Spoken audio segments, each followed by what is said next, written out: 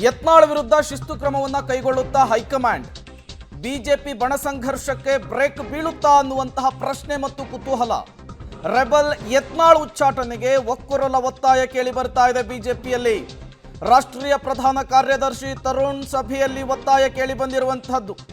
ಪಕ್ಷ ಸಂಘಟನೆಗೆ ಯತ್ನಾಳ್ ಟೀಮ್ನಿಂದ ಪದೇ ಪದೇ ಅಡ್ಡಿ ಆಗ್ತಿದೆ.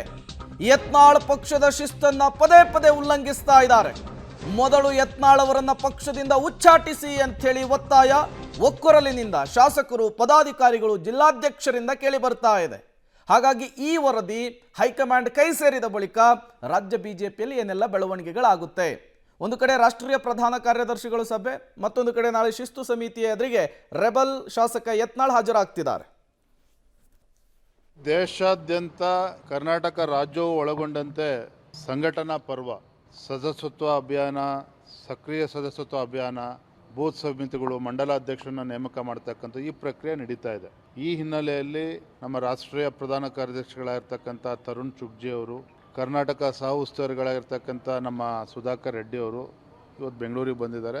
ಜಗನ್ನಾಥ್ ಭವನದಲ್ಲಿ ನಮ್ಮ ಕಚೇರಿಯಲ್ಲಿ ಬೆಳಗ್ಗೆಯಿಂದ ಸಂಜೆ ತನಕ ಕೂಡ ಈ ಸಂಘಟನಾ ಪರ್ವ ಸಂಬಂಧಪಟ್ಟ ಅವರ ತ್ಯಾಗದಿಂದ ಯಡಿಯೂರಪ್ಪನವ್ರನ್ನ ಒಬ್ಬ ನಾಯಕರು ಮಾಡಿದರು. ರಾಜ್ಯಾಧ್ಯಕ್ಷ ಮಾಡಿ ಅವರು ಮುಂದಿಟ್ಕೊಂಡು ಅವರ ಜೊತೆಯಾಗಿ ಅವರಿಗೆ ಸಂಪೂರ್ಣ ಆಶೀರ್ವಾದವನ್ನು ಮಾಡಿ ಅವರ ನೇತೃತ್ವ ಸರ್ಕಾರ ಅಧಿಕಾರಕ್ಕೆ ಬಂತು. ಸನ್ಮಾನ್ಯ ದಿವಂಗತ ಅನಂತ್ ಕುಮಾರನ್ನು ನೆನಪಡ್ಕೊಳ್ತೀವಿ. ಅವರು ಸಹ ಜೊತೆಗಿದ್ರು ಯಡಿಯೂರಪ್ಪನವ್ರ ಜೊತೆಗೆ. ಈಶ್ವರಪ್ಪನ ಮುಂದೆ ಬಿಟ್ಟು ಹೋಗಿರ್ಬೋದು, ಈಶ್ವರಪ್ಪನವರು ಬಿಟ್ಟು ಹೋಗಿರಲಿಲ್ಲ, ಯಾವತ್ತಿದ್ರು. ಅನೇಕ ಮಹನೀಯರ ಹಿರಿಯರ ಒಂದು ಆಶೀರ್ವಾದ ಯಡಿಯೂರಪ್ಪನವರು. ಅವರ ಸಂಘರ್ಷ, ಸಂಘಟನೆ, ಅವರ ದಿವ್ಯ ಶಕ್ತಿಯನ್ನು ನೋಡಿ ಸಂಘ ಪರಿವಾರದಿಂದ ಬಂದಿರತಕ್ಕಂಥ ಯಡಿಯೂರಪ್ಪನವರಿಗೆ ರಾಜ್ಯದ ಅಧ್ಯಕ್ಷರು ಮಾಡಿ ಅವ್ರ ಮುಂದಕ್ಕೆ ಹೋರಾಟ. ಯಡಿಯೂರಪ್ಪನವರ ಪಾದಯಾತ್ರೆ, ಎಷ್ಟು ಪಾದಯಾತ್ರೆಗಳು, ಎಷ್ಟು ಕೇಸ್ಗಳು. ಅವರು ಈ ರಾಜ್ಯದಲ್ಲಿ ಪ್ರತಿಪಕ್ಷ ನಾಯಕರಾದರು, 2-3 ಬಾರಿ, 4 ಬಾರಿ ಮುಖ್ಯಮಂತ್ರಿ ಆದರು.